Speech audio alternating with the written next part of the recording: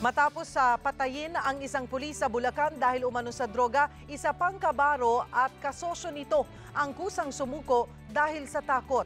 Umamin din ito na ginagamit ang uniforme at police mobile sa pagtutulak ng droga. Umaaksyon si Carlo Castillo.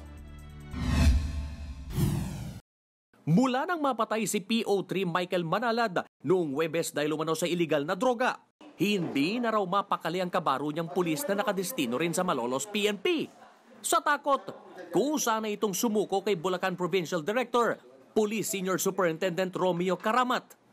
Dito, inamin ng pulis na katandem siya ni PO3 Manalad sa pagtutulak ng iligal na droga sa Bulacan. Sumuko lang ako dahil gusto ko pa mabuhay. Hindi pa ako gumagamit. Nasangkot lang po. Nasangkot saan? Sa drugs po. Idinetalya rin niya sa kanilang hepe na mahigit 1 taon na silang bumibili ng droga sa Metro Manila at ipinapasa sa mga street pushers sa Bulacan para makaabot sa mga private subdivision sa Marilao, Malolos at Plaridel. Ginagawa raw nila ito ng nakauniforme at habang gamit ang police mobile patrol. Nagsusyo sila, nagbigay itong si PO3 ng initial na 30,000 na pera para pagsamahin yung pera nilang dalawa ni PO3 Manalad.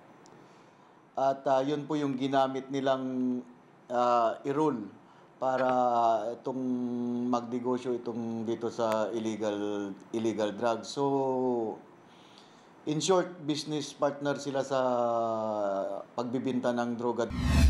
Kinumpirma rin ito na nagkita pa sila ni PO3 Manalad noong gabi bago ito nawala. According to him, yun po yung last na transaction nila dito sa Malolos.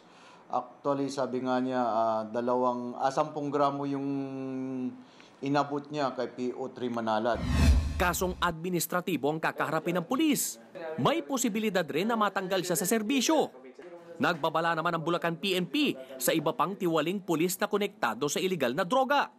Sinasabihan ko na sa kanila, niwawarningan ko na sila na sumuko na lang o stop or be double tap. Mula nang ilunsad ang Oplan Tokhang, sa Bulacan unang nakapagtala ng pulis na napatay at sumuko dahil umano sa iligal na droga. Sa kabuuan, 79 na ang sumukong pusher sa lalawigan at halos 3,000 naman ang user.